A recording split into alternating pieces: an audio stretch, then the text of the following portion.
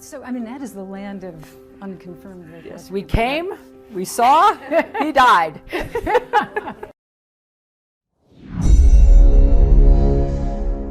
We came, we saw, he died. Itu adalah statement dari sebuah cuplikan video hasil interview wartawan CBS News dengan Hillary Clinton sewaktu dirinya menjadi State Secretary atau Menlu-nya Amerika ketika mendengar kabar Gaddafi dieksekusi. Hillary tertawa terkekeh-kekeh gayanya, antara bangga dan merasa dirinya pahlawan dunia yang telah melakukan hal yang benar untuk dunia, yaitu mengeksekusi Gaddafi.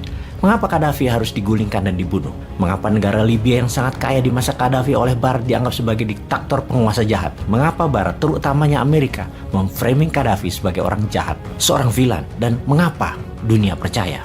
Masih ingat di tahun 2016 ketika Bosman mengatakan daripada memilih Hillary Clinton, the unknown devil, mendingan memilih Trump, the known devil. Hillary adalah iblis tak dikenal. Trump kita tahu iblis semacam apa dia. Hillary lebih buas.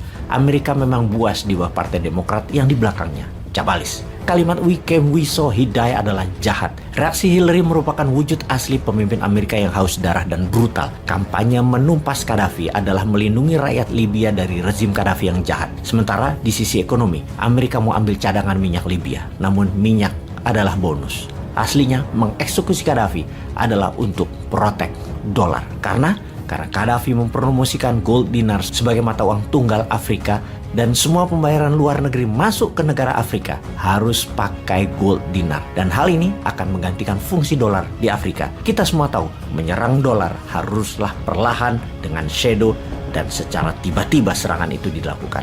Kalau terbuka, kalian akan jadi target. Kita semua tahu bahwa dolar adalah sebuah keharusan untuk menjadi tulang punggung mata uang dunia karena berkurangnya penggunaan dolar akan otomatis membuat Amerika lumpuh. Merubuhkan Amerika itu gampang. Stop pakai dolar. Collapse dalam seketika Amerika itu. Hingga 7 tahun yang lalu, 90% transaksi dunia menggunakan dolar. 60% cadangan devisa negara dunia menyimpan dalam dolar. Dan 55% hutang dunia adalah kepada dolar. Namun saat ini dunia mulai berubah. Hanya 80%-an transaksi dunia memakai dolar.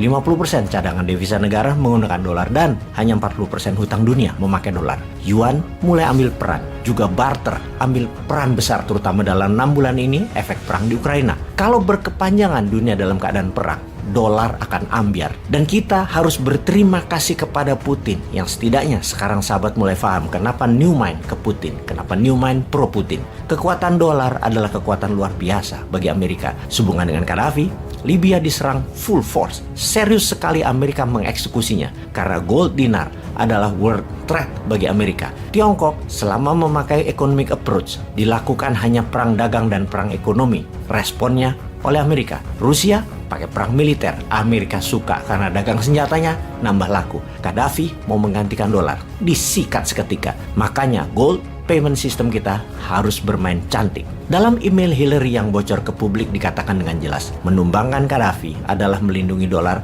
dan membuat kekuatan single currency Afrika tidak boleh terjadi. Karena independensi currency Afrika terputus dari dolar akan membuat Afrika tidak berhutang dan membuat Afrika bebas. Afrika harus terus berhutang dan bergantung pada dolar karena kekayaan alam Afrika untuk Amerika dan Barat. Kampanye Gaddafi menyatukan mata uang gold dinar sebagai single currency Afrika dan kampanye menyatukan kekuatan negara muslim dengan gold membuat Amerika kebakaran jenggot kala itu. Kampanye penting yang membuat Amerika murka adalah cadangan devisa negara harus emas, bukan dolar. Cadangan devisanya adalah berapa banyak emasnya, bukan berapa banyak dolarnya. Kita tahu dolar itu dicetak bank sentral yang sesungguhnya independen, bukan negara. Jadi negara berhutang pada banknote. Harusnya kekuatan negara ya emas, bukan di banknote dolar. Usaha Amerika menjadikan dolar sebagai mata uang dunia adalah ketika di Bretton Woods Conference di New Hampshire yang menciptakan sistem keuangan dunia dengan IMF dan World Bank-nya. 44 negara setuju bahwa US dollar adalah mata uang dunia. Dan sejak 50 tahun yang lalu itu,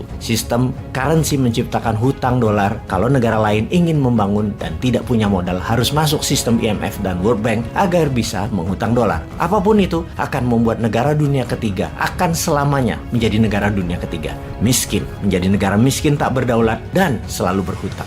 Memang janjinya di Bretton Woods Conference adalah dolar akan selalu diterbitkan berdasarkan emas. Lalu seluruh mata uang dunia dipeg ke dolar. Namun suatu hari pada puncaknya, dolar tidak bisa menepati janjinya. Cadangan emasnya habis, kebutuhan dolar meningkat terus, yaitu di tahun 70-an. Lalu Amerika menggunakan strategi lain, yaitu menerbitkan dolar dipeg dengan minyak bumi yang disebut dengan petrodolar, yang ternyata rapuh dolarnya karena harga minyak bumi bisa liar bergerak dan produksinya ada batasnya. Dolar pun tidak tahan, tidak memiliki lagi underlying. Puncaknya di tahun 1971, dolar melepas jaminan emas dan petrol, menjadikan dolar diterbitkan berdasarkan proyek dan hutang proyek. Dolar diprint berdasarkan hutang dunia. Sejak saat itu, dolar diprint at will, sak maunya berdasarkan keputusan politik, bukan murni berdasarkan kebutuhan ekonomi. Kembali ke Afrika. Di tahun 2009, Gaddafi diangkat sebagai Ketua African Union, Pakta Negara-Negara Afrika. Gaddafi yang curiga Afrika akan disadamkan di tahun 2003 sudah menyiapkan rencana besar. Afrika harus punya single currency gold dinar. Kita semua tahu Saddam digulingkan dan dibunuh